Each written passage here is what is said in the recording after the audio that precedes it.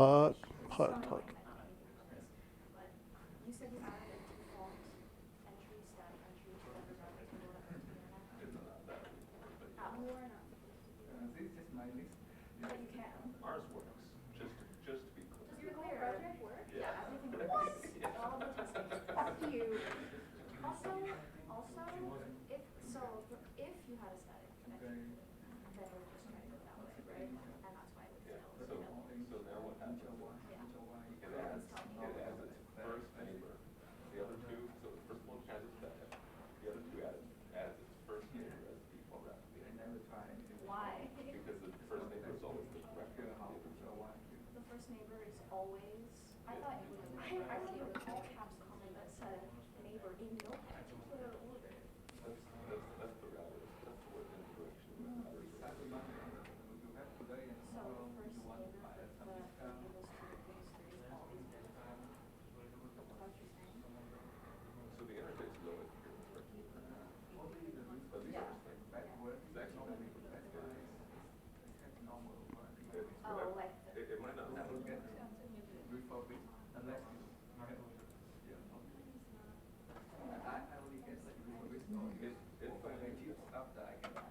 For example, vhost 2, vhost 1 can see that.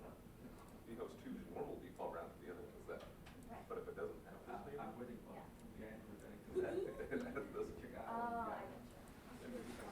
But also, it shouldn't be that. I don't know. And does it work now? Also, you don't need to pay that. Ping and web, ping server 1 to server 2 and vice versa. What is that?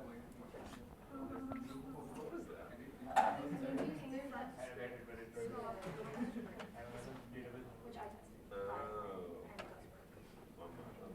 Will I push last night? Whatever was there Sunday afternoon. Yesterday. Yes. Which Today. branch? What was yesterday? Which branch? Luke almost done. Okay. So then, yeah, Rick Barks, I guess. Make me sick. It worked earlier. You spent so many hours of your time trying to force it into doing something that was unnecessary. Okay, first of all, what do you need? I needed to fix the UTC. I needed to call it. It's so funny. You need to log into twice. When you said that, I said, oh, of course. It's because I control C, control V, and they don't look at it.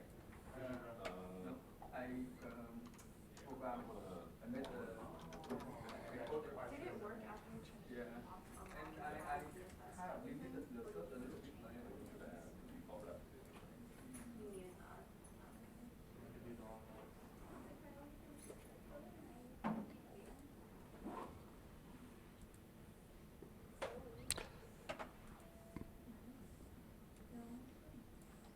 Alright. Who's ready for this one?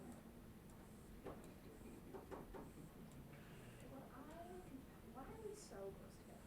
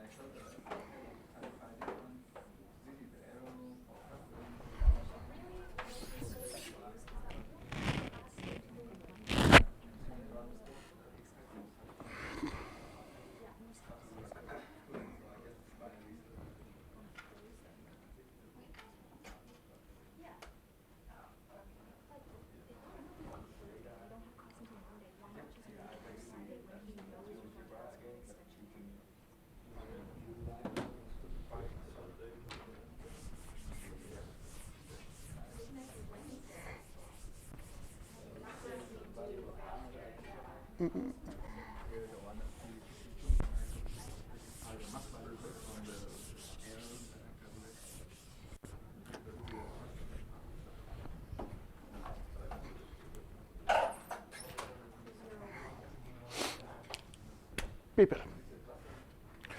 Talking about a set covering using greedy algorithm. And here and elsewhere, I liked to visualize it with a art gallery problem. We want to place guards that will see as much of the polygon as possible. And we are talking about the art gallery which I'll call it a regular, I don't know, our classical art gallery. We are trying to see the whole polygon and try to minimize the number of guards that we are using. Or the dual problem that says, I have budget only for K guards, and I want to see out of the polygon as much as I could using K guards. And for one of them, the greedy algorithm is somehow lame, and for the other one, the greedy algorithm is doing very, very well. And the art gallery or the polygon was just an example of a nice set cover problem.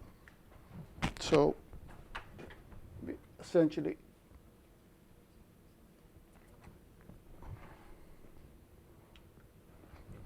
want to say that for every possible candidate guards, there are all the atoms that this guard sees, or the pieces of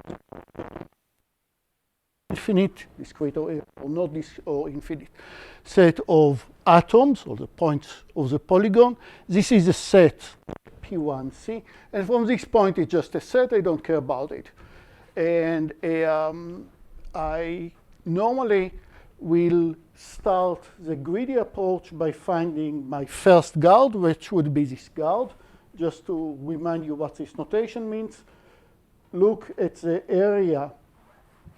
I didn't like to call it an area because area is both the region and the volume, or the number of square feet in the region. So let's call it the mu of P, the area that P sees, find the maximum area that any potential guard sees. And the maximum is how many square feet there are. Arg of the maximum is what is a guard that gives you this maximum. That's the arg max, or arg means what the intention. That would be your first guard, and then you are erasing from the polygon all the pieces that the first guard sees.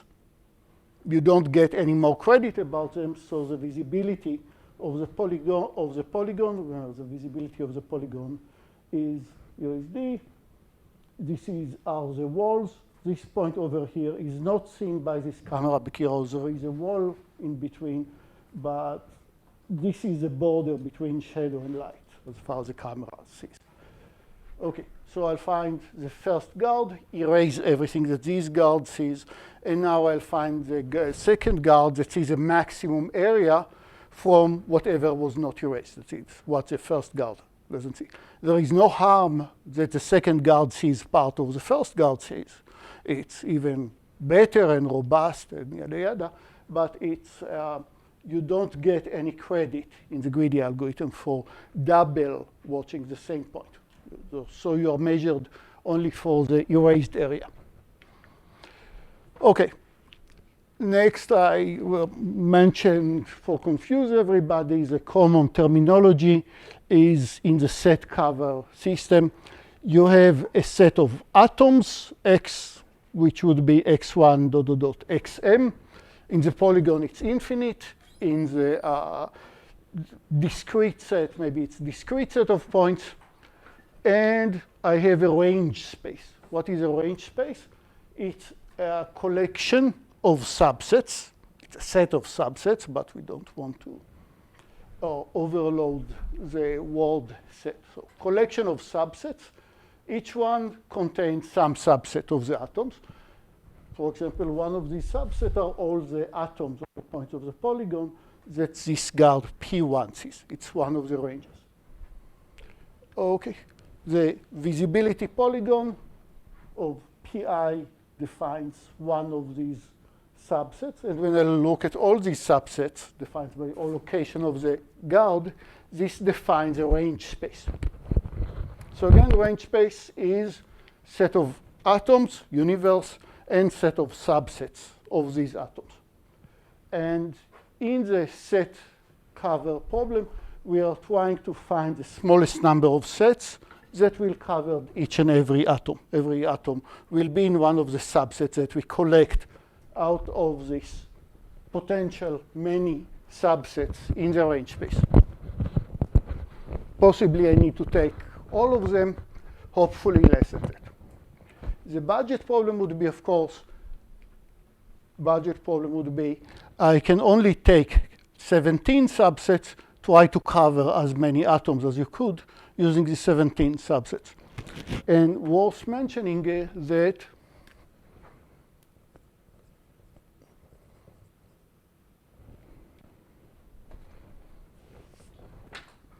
our algorithms work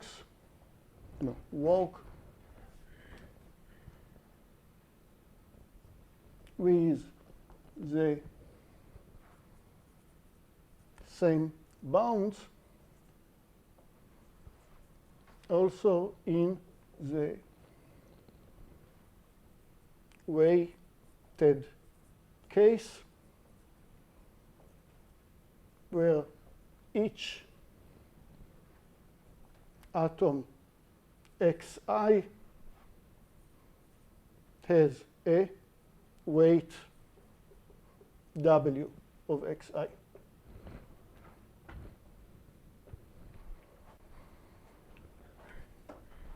I told you that this point where my finger is worth $17.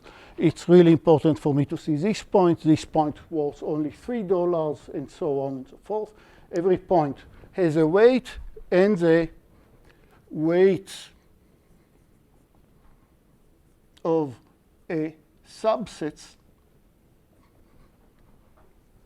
as a subset of X is just the sum of weights of its atoms.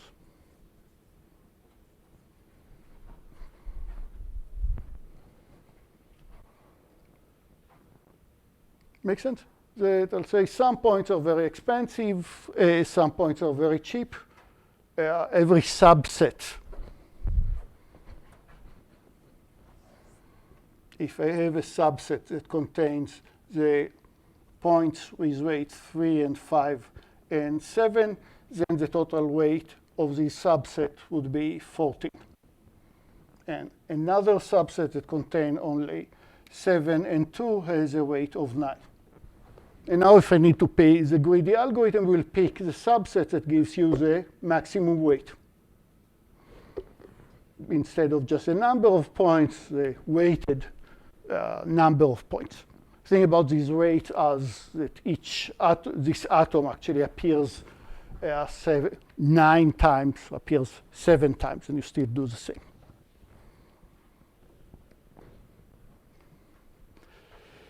And and the bounds work the same, and actually these bounds even works if every set. And another extension. I don't believe that you see this one.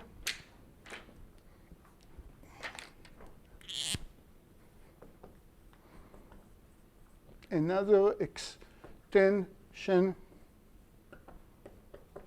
each subset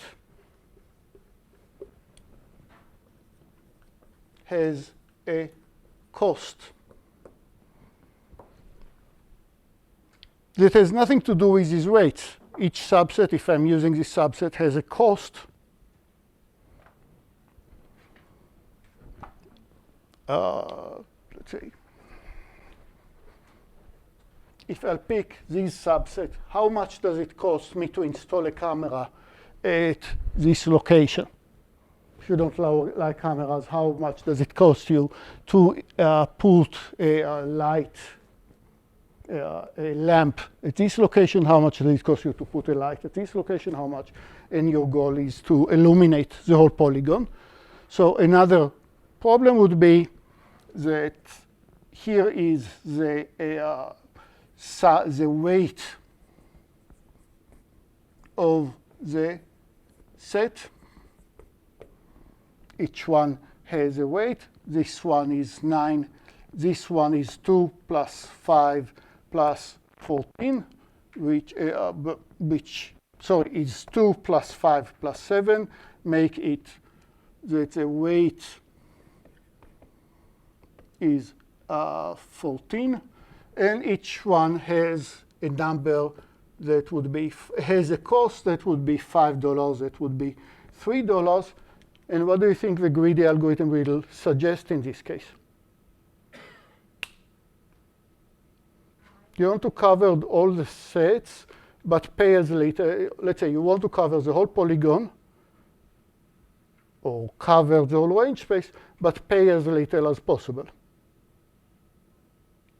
And the subset and the cost are unrelated, and the weights are unrelated.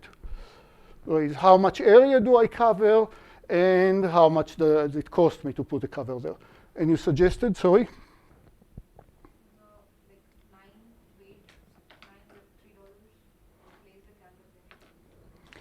So between these two subsets, you're suggesting to pick this one versus this one, because that costs $9, that costs $5, but sorry, that costs $3, that costs $5.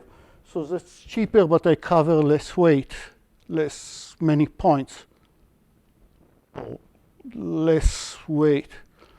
Does it make sense? Each one has its cost, which is just somebody gave you this number, how much it costs to use this subset. How much does it cost to use this subset? Altogether, I want to cover all of them, and there is a lot of subsets that you don't see over here. But what do you think that greedy will tailor in this case? And I think that you had the right intuition about if I have a bunch of subsets, each one with a, let's call it the number of weights that it covers and its cost. What will greedy tell you? What would be the first subset that you'll start with?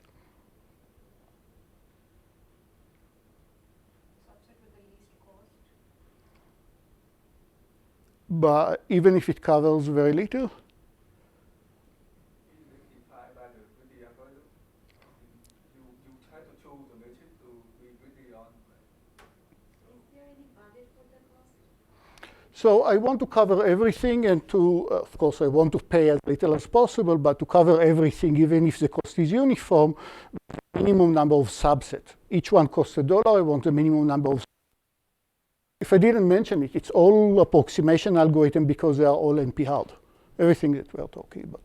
So the reason that we are using greedy is because beside the ILP, we don't have many other tools to solve it. You can find the ratio of cost. Superb. Let's ask how much does it helps me to use this cost in terms of the what is the ratio between how much am I paying versus how much does it cost. So I'll start by picking the set that gets me the most coverage per buck. That is, take the weight, divide by the cost, and pick the subset that gives you the maximum weight per cost. It will be simpler if I'll talk about the case that every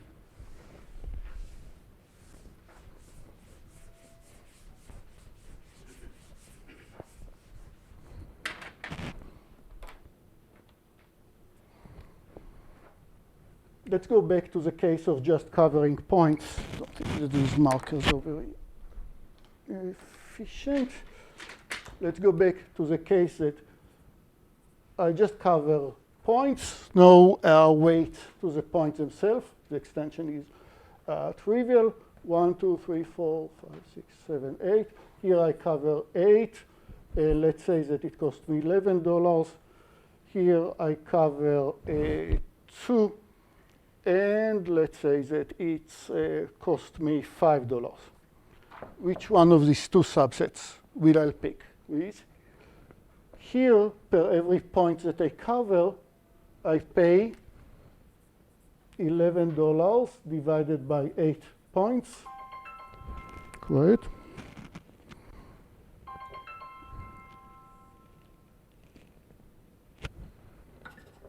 Which gives me about 1 point something. Right? While here, I will have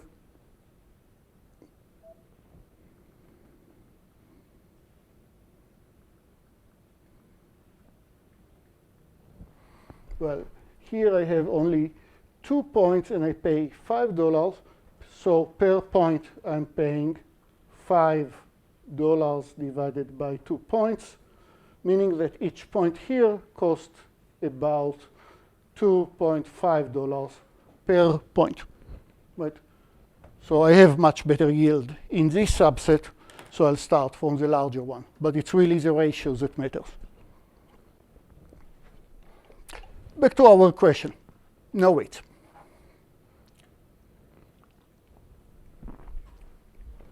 So Greedy will say, start with the largest subset.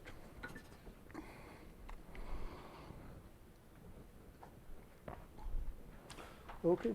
So in general, what did we say? That we erase at each iteration the points that are already seen. And what am I trying to pick? Just formality, don't get annoyed by the too many fonts. A collection of subsets as small as possible so that every atom is in the union of these subsets. It covers the whole polygon.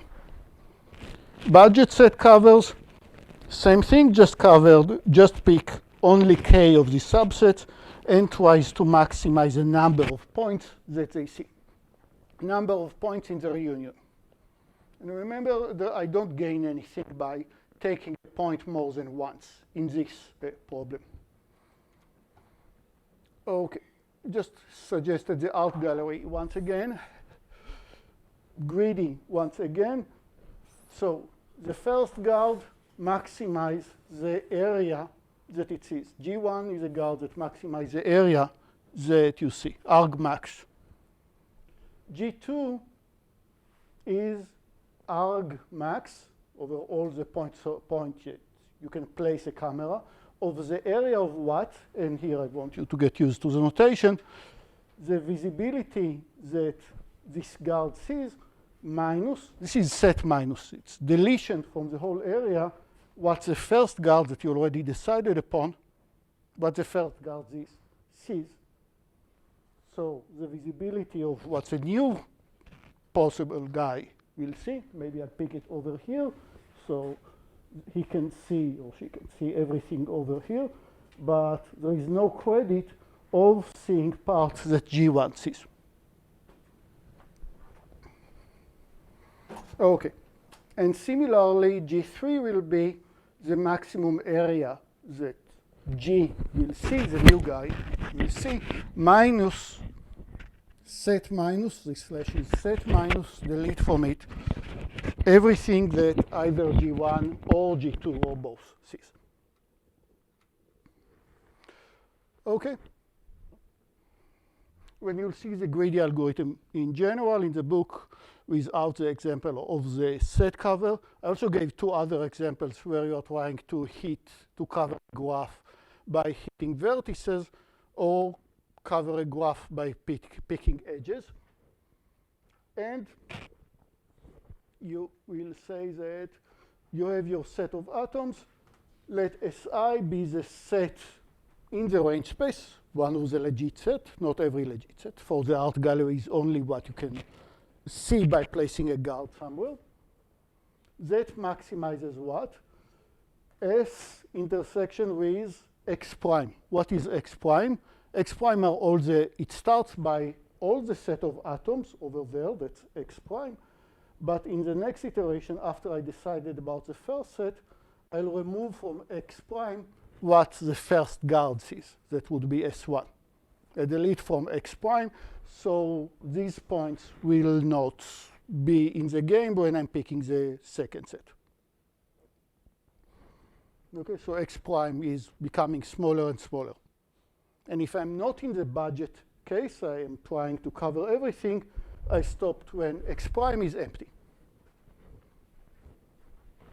Questions? So far, just a notation that are a bit annoying when we want to be. And there is various authors that the result that I'm going to show was circling around. You'll find it in a very nice way in this paper by Hochbaum and Pathira. We discussed it. You can get, if you're doing greedy and minimize the number of subsets, you insist on seeing everything,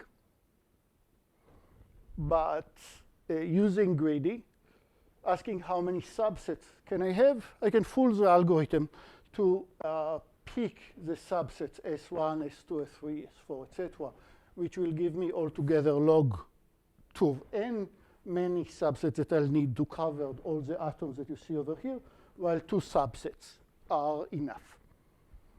So this algorithm can be as bad as giving me log n approximation factor. Again, greedy, in the worst case, can be quite bad in terms of approximation factor.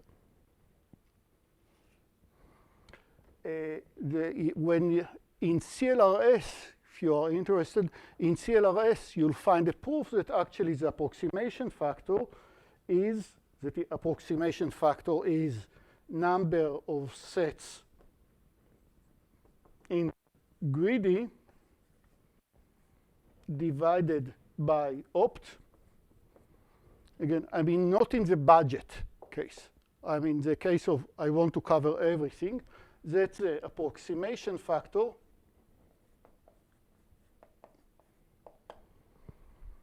is actually log of a largest set.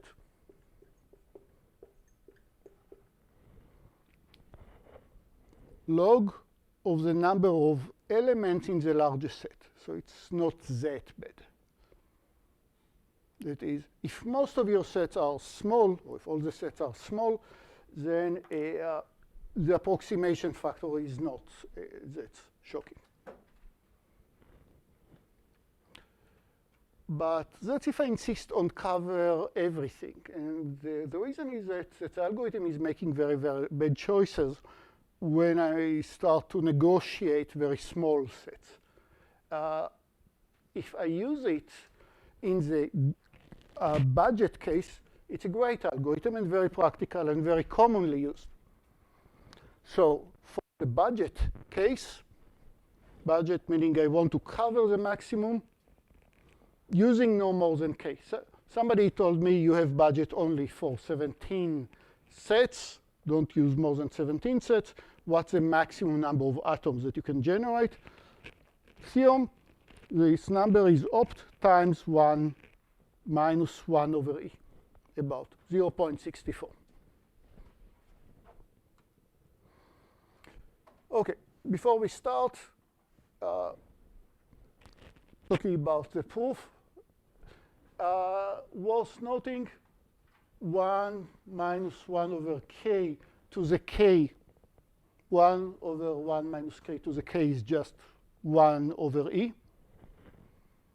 Approximately, if k goes to infinity, it will approach 1 over e. And no matter what is k, as long as L is larger than k, this number is actually less than 1 over e. It will be useful.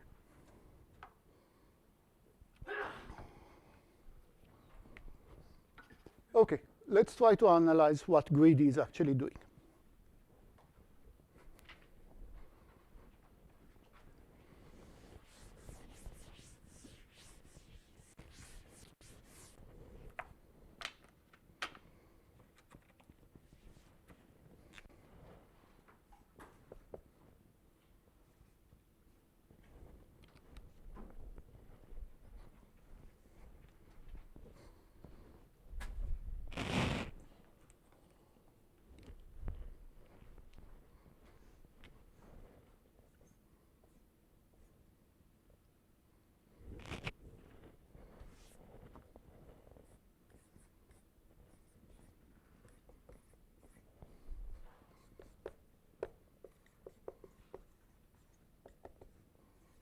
Just a warm-up for every subset that I'm going to draw. When I'll do S with bars, as usual, it's a cardinality of the set.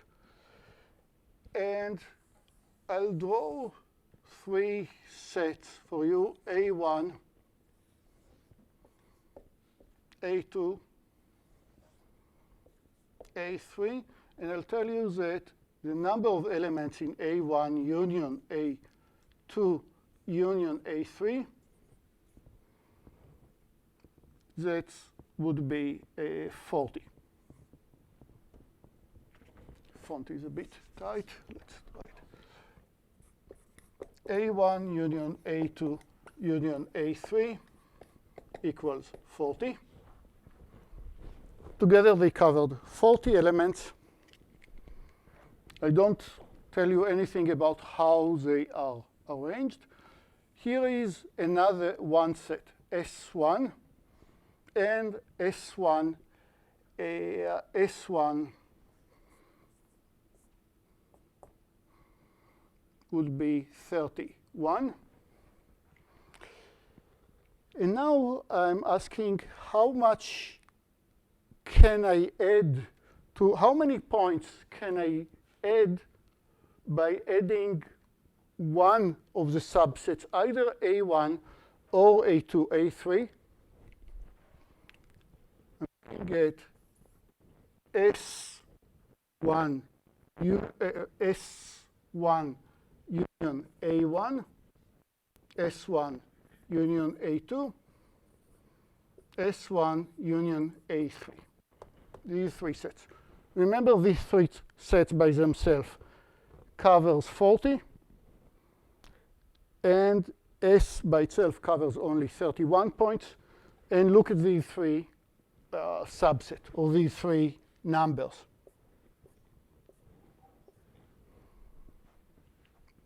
What can you tell me about the maximum of these three numbers? What is the maximum of these three numbers? I don't know for sure, but I want you to give me some bounds. Max of these three guys. S1 with all three of them. The size of the S1 intersect with both with all A1, A2, and A3. Not intersect with them. I just need a number. S by itself, S1, sorry. That's S1. S1 by itself covers 31 atoms. 71. And I have no clue what the intersection between S1 and either of these sets. And I have no clue how the A1, A2, A3 are all stand together. But what I did tell you is that the union covers 40 elements, more than what S1 covers.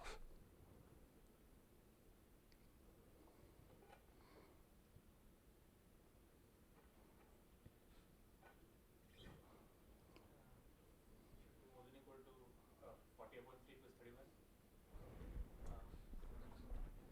How much are you saying? 40 upon 3 plus 31. So I mean, less than equal to 40 plus 31. So number. What is the maximum? 71. Oh, no, that's way too ambitious.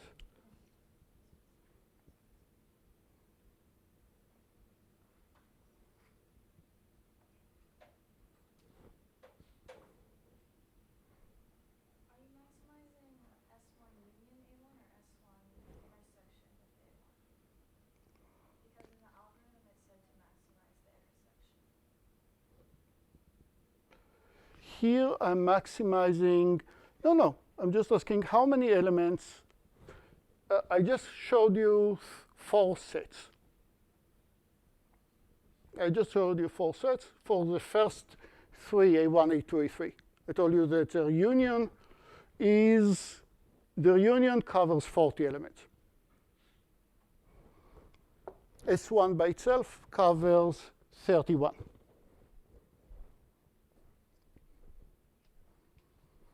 And it's possibly, what you said is not necessarily wrong. Maybe it's an upper bound of what can happen. Okay, but if I'm getting as little as possible, I argue that I can still show that this maximum, I'm looking at the maximum of S1 union A1, or S1 union A2. S1 is fixed, or S1 union A3. Now, possibly A1 is completely in S1, possibly A2 is completely in A1, etc. There is all kinds of configuration, but still I can argue some lower bound on this number. What's the best lower bound that you can tell me about this number? That's a key observation for the whole algorithm.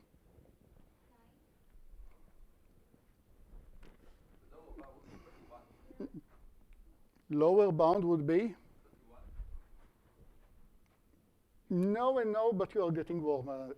You are getting closer. You are both in the right direction.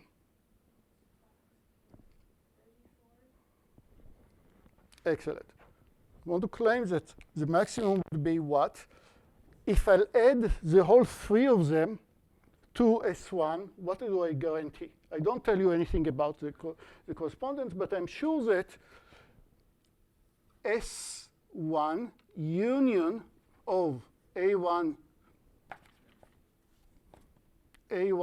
union A2 union A3 altogether covered at least 40.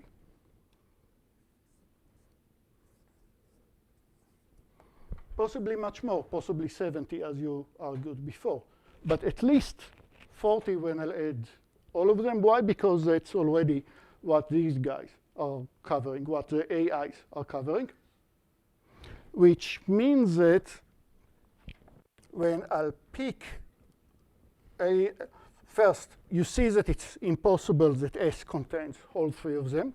There is some regions here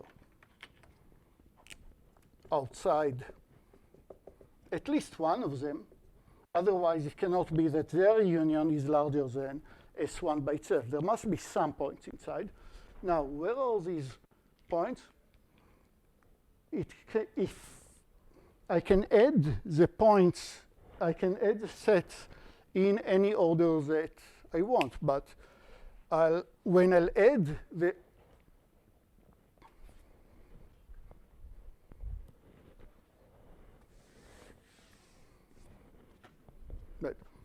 if I have the graph of the number of points, then here is just S1 that gives me S1 that gives me 31.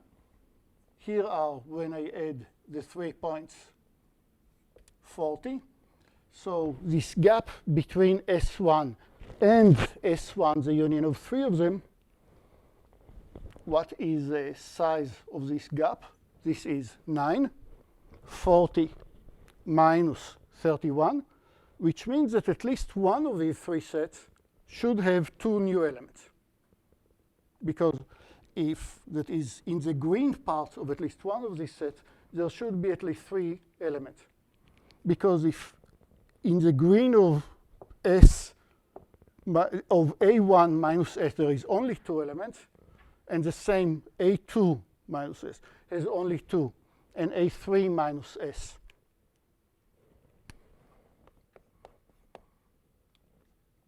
If A1 minus S1 is less or equal than 2, and A2 minus S1 is less or equal than 2, and A3 minus S1 is less or equal than 2, then it cannot be that when I'll add this and this and this, I'll suddenly add, in the green part, 9 new elements. The maximum that I'll add is 6. Okay, so at least one of these 3 sets must contain at least 3 new elements.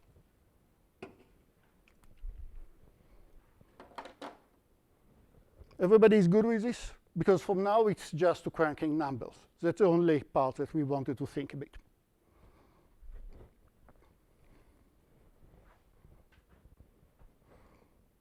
OK. So a bit notation. I'm running opt. I'm running the greedy. I'm running the greedy algorithm. Opt would be the maximum area, the maximum number of atoms that I can cover by k sets. SL in the greedy algorithm for any number L, don't confuse with 1. SL is what the total area that a greedy covers after L steps. And AL is just how much new area did I cover at the L step. Again, AL is how much new area did I cover. AL is how much did I gain by adding the L set. Of course, I'll stop the greedy at K. And SL is everything that I gain up to the L step in greedy. Claim. A1 larger or equal than opt divided by K. Similar argument just now, A1 is empty. So what do I say? I can pick, greedy will pick possibly either A1 or A2 or A3 or somebody that is even larger.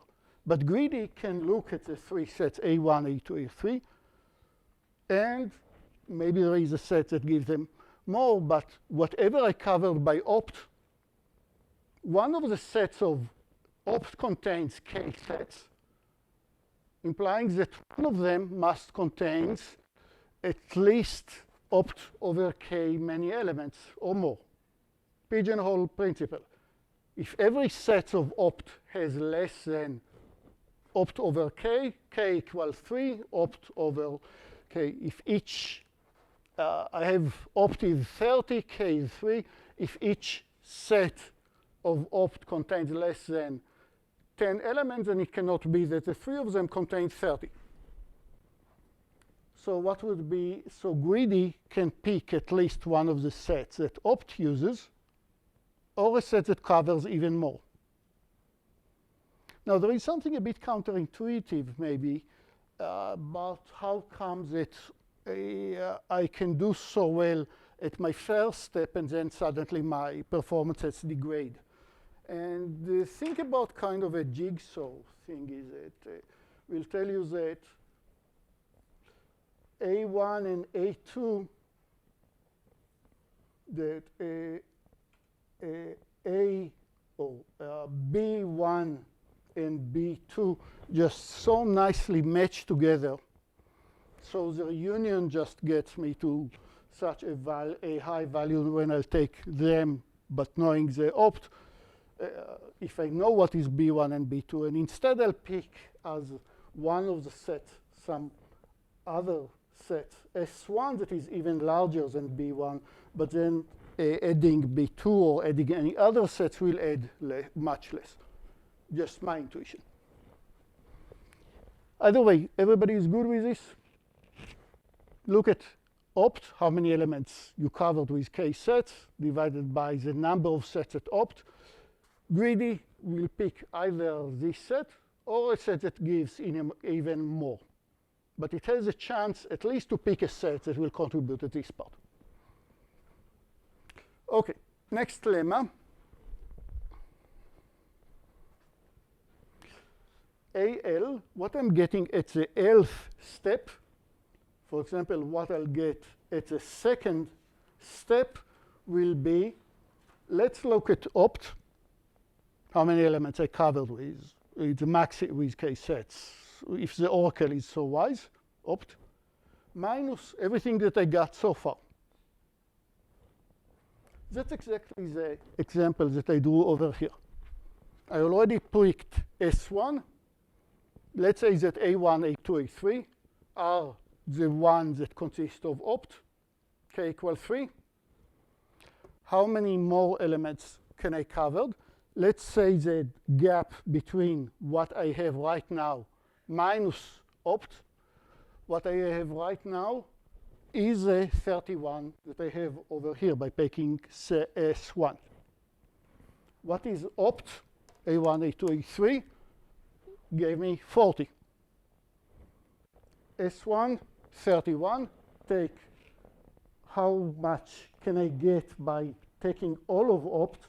I'll get at least opt, you know, all the sets of opt, I'll get at least opt, I'll cover at least 40 or more, meaning that one of the sets of opt will take the gap between them. The gap in this case was opt minus SL in this toy example was 40 minus 31, giving me 9.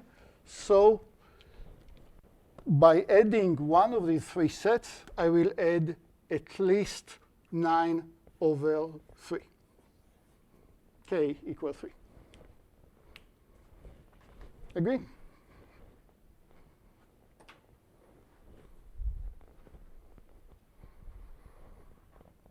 SL, what did I cover?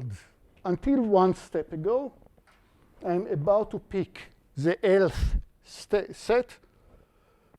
I know that I can cover at least optimum, so one of the sets of optimum, which I don't know, will contribute at least this difference, this gap, divided by k. And opt has a chance to pick this set, or to pick a set that is even contributing more elements, because opt will always give the maximum. But there exists a set that contributes at least this many. That's all you need to show.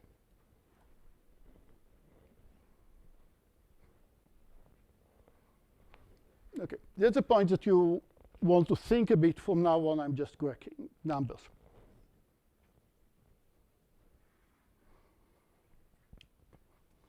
OK. Next, I want to show you that SL is larger or equal than opt times 1 minus this strange number. 1 times 1 minus 1 over k. K is how many sets do I take in opt, to the power L. What is L? This number over here. It will be true in the first iteration, in the second iteration, third iteration, and so on.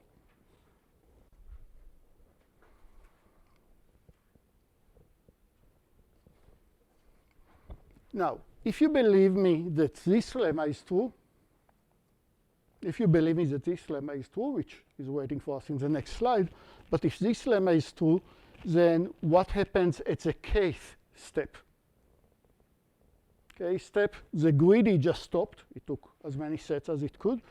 And Sk, what I gained from all the sets by the greedy, how many atoms did I cover? At least, if you believe the lemma, opt times 1 minus 1 over k to the power of k. 1 over 1 minus k to the k is less or equal than 1 minus e. So since I replace it with something that is smaller, then altogether I'm getting here something that is, by replacing this by something larger over here, I'm getting something smaller over here because of the minus. Opt times 1 minus 1 over e. This number is just a constant that we like so much. It's 64%. Point something, of course. OK, so greedy is doing quite well. And of course, that's a lower bound. Usually, greedy will do much better in practice. So let's prove this lemma. It's not too hard. So I'm just summarizing everything that we said so far. SL is how much do I get from the first set that greedy picked, the second set that greedy picked. Now remember, A2 is not how many atoms there is in the second set. It's how many new atoms the second set brought. Atoms that the first set already covered, you don't get any double credit for them. A2 is how much the second set improved. Atoms that the first set covered, not counted. Now, A3 that you don't see over here will say how many new atoms the third set will cover, not covered by the first two sets, not covered by the first two guards in the art gallery. SL is the total area that I covered up to the L step. L is any number between 1 and k. And what the three claims, the claimant two lemmas showed, was that for my first set, I can pick my first set so it covers at least the optimum divided by my budget, the number of sets that I can take. Because because there is such a set of size optimum divided by k, or even larger, and greedy will pick the largest set that it can do as its first set. The second lemma, the one that you are still feeling about it, but that's the one that I showed in this example, is that AL plus 1 is larger or equal than the gap between what you can hope for with k sets minus what you get up to one step ago, divided by how many sets they participate in the optimum, 3 in this case. That was the third lemma. And what we are trying to prove right now is this claim, that SL for every L is larger than opt, number of atoms in opt, times 1 minus 1 over k to the power L.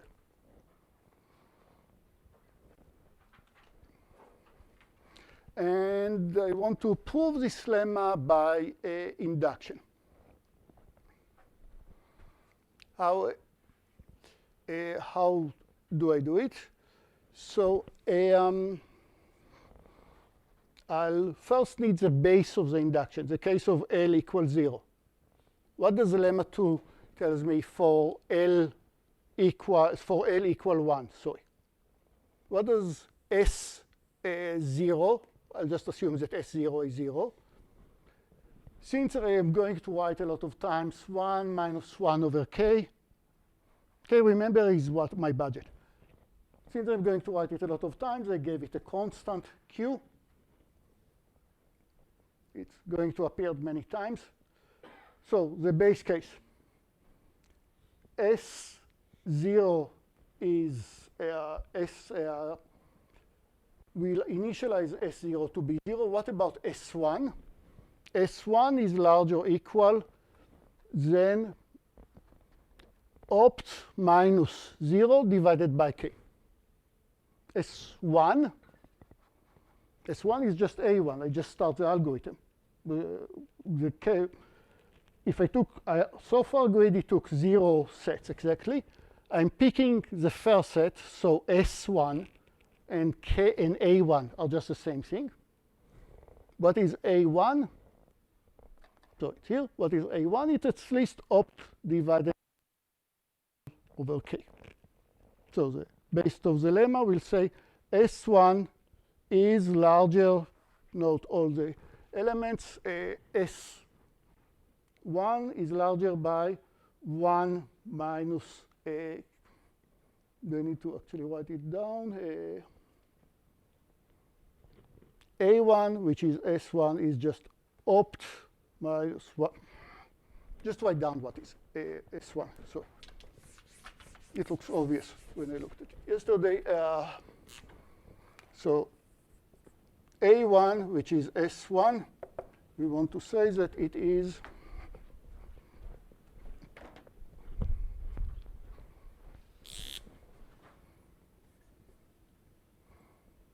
S of 1. We want to argue that it is larger than opt times 1 minus 1 over k to the power of 1.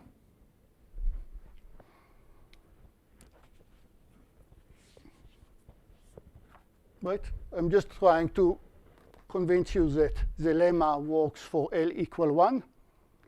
So A1, my first set, I want to argue that it's larger than opt times 1 minus 1 over k, which is also known as, because the 1 here doesn't play any role, larger or equal than opt divided by, right, this one, and this is just opt divided by k.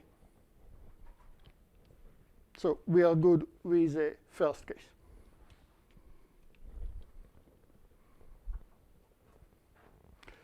Now, to prove the next case for larger L, I'm going to use both the induction hypothesis and the lemma 1. Induction hypothesis will tell you that you have proved that for any value that is less than L plus 1, lemma 2 holds. That is, S of L is larger or equal than 1 minus Q. Remember, Q is just my shorthand of this expression, times opt. That was for every value that is strictly less than L plus 1. And now I want to convince you that S of L plus 1, one step next, is larger or equal than 1 minus Q, but now it's to the power of L, to the power of L plus 1. So I need to convince you that from here, you can prove this case. So let's prove it. S of L plus 1, it's kind of cute, I think, is what? It's S of L, what I gain up to the L step, the sum of all the sets up to the L step, plus what I'm picking at the L plus 1 step. That's just the definition of what is S of L plus 1.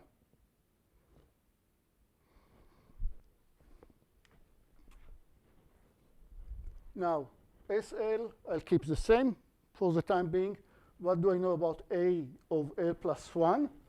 A of L plus 1, because of lemma 1, it's larger or equal than opt minus SL divided by K. So now you start to see why things happen, because I'm getting some recursion formula here, right? Here is SL plus 1, and here is only SL. Not that I'm that crazy about recursion formula, but at least it might look less intimidating. Okay, you see how I got from here to here? SL stays the same as L, and A of L plus 1, because of the least lemma, actually because of the case that I had on the board beforehand of the three sets, AL plus 1 is larger than everything that you have got up to the L step, the gap between this and opt, divided by K. How do I know, by the way, that this number is positive? Just to see that you are still breathing. Why is this positive? SL is always upper bound by opt. Because opt is a maximum that I can pick with K set, and L is less than K. And whatever I'm doing with the greedy, I can only hope to be as good as opt. Opt is as good as you can get shooting from K set. OK, so I'll convince you that from this I got to this step. And now, writing this number, I'm just arranging it a bit. It will be SL times 1 minus SL divided by K. So it's SL times 1 minus 1 over K. Right? SL minus K equals SL times 1 minus SL over K. Cool. I handle the SL. What do I have over here? Opt divided by K, that I still have to handle. Opt divided by K. This number is just Q, right? That's 1 minus 1 over K. I already told you this is just Q. So this is just SL times Q plus opt over K, which in this place, I'm using the induction hypothesis. I told you that for all the cases of L equal 1, 2, 3, all the way before L plus 1, for all the smaller cases, SL was for every smaller L is larger than 1 minus q to the L times opt. That was true for any value less than k plus 1, less than L plus 1. So that is a case where I'm saying that that SL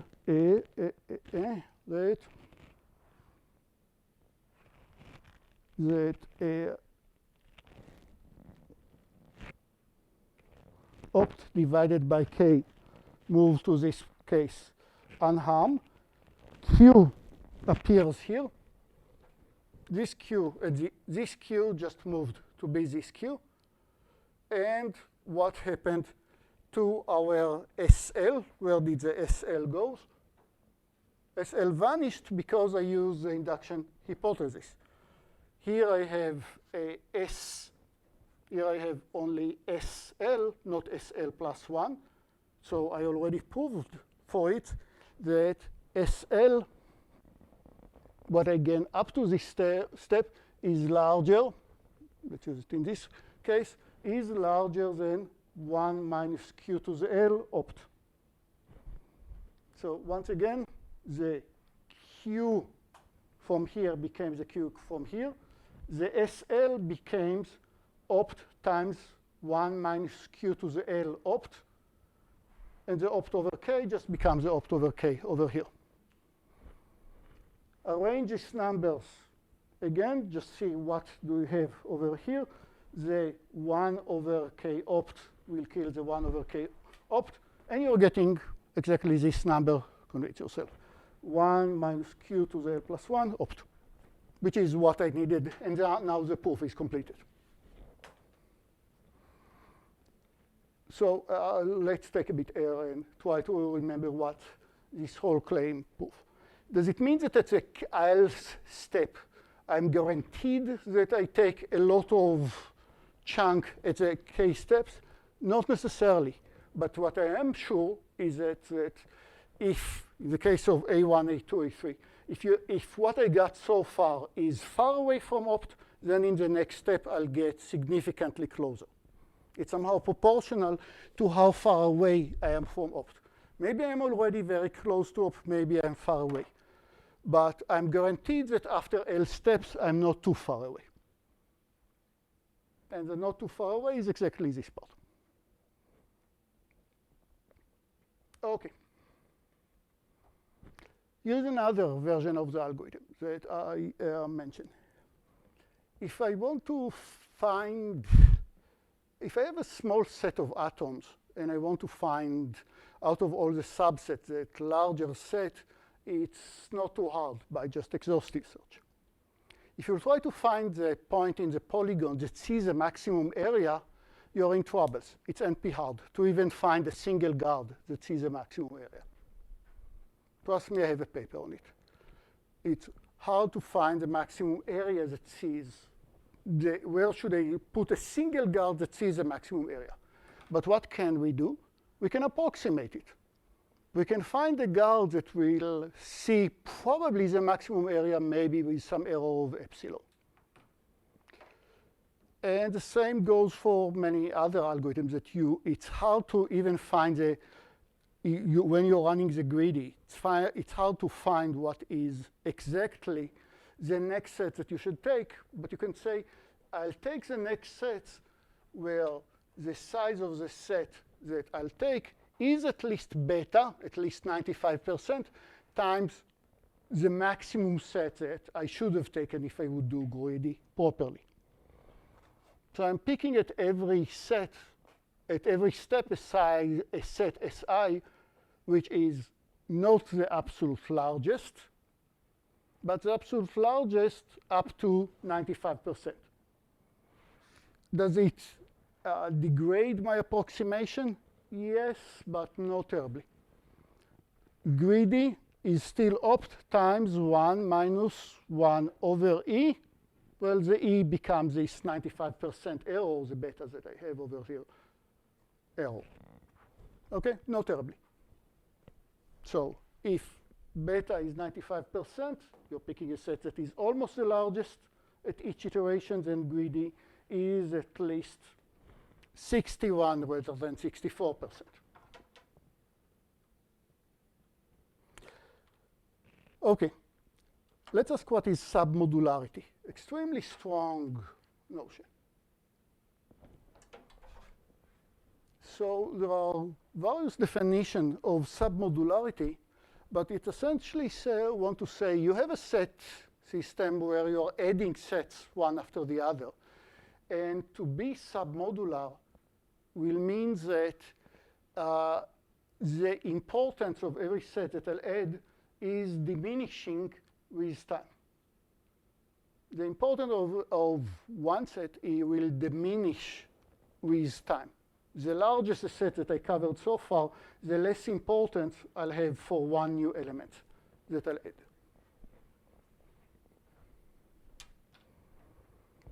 For example, example that I want was works about art gallery, but when I wanted to ask something about the state of the system, the state of people are walking, temperature, distribution, anything that I need to measure, and there is some uncertainty about it, and I'm trying to minimize the uncertainty, and every sensor that I'll add will reduce the uncertainty by some amount. But if I already know a lot about the systems, and adding one more sensors will have a diminishing return. To start with, I didn't know. I have my room, and I put one sensor right here, and the sensors is the only information that I have about temperature distribution in the room. So this sensor is very important. It adds a lot to reduce the uncertainties that I have about temperature distribution in the room. But on the other hand, if I already decided to place these three sensors, S1, S2, and S3, and only then add this guy S without names. If S was the first guy to add, it helps me study a lot about the uncertainty of the system, to reduce the uncertainty by a lot. If I already decided to add S1, S2, S3, that meaning that I know very well what happened in the system, there is very little gap of areas that I don't know, and S will add much less, is much less important, and much easier to skip it. Another example of this diminishing return example was in the examples that we discussed last time, where we dropped bombs, and we said that every item here, every router that hits by a bomb has a 50% chance to be destroyed. And I'm trying to destroy as many as possible and try to decide where should I discuss the bomb. What should I do with the bomb? So where should I place the bomb? So the first bomb that I hit, take every blue point that originally live in probability of 100%, and with probability of 50% kill it. So every such, like Schrödinger cat, every such router has a 50% chance that it's still alive. But dropping another bomb on this router will mean that what will be the probability that it survives? It needs to survive both bombs. So the probability that it's alive is 25%, but the changes I did was I increased the life expectancy of this bomb from 50%. I start from everybody is 100, hit the first bomb and dropped it, a few of them to 50. But now my second bomb, its importance in respect to this blue point, this router, is now just a gap of 25%, because I pushed it from 25 to 50. So the second bomb, in terms of this router, is much less significant than the first bomb that creates a gap of 50. If I have yet another bomb that contains this sensor, then it drops from 25 to 13. Where this 13 comes from, because its chance of survival is half times half times half. It's about 13. Makes sense? So every bomb is contributing less and less. And that's called submodularity. So what is the definition of submodularity system? It's the formal definition, and there are a few equivalent definitions, is that if you have a set of, this is a collection of subsets that you're covering, collection of guards that you'll see. Guards will be actually the best example. I don't know why I didn't start with this. If I want to cover my polygon,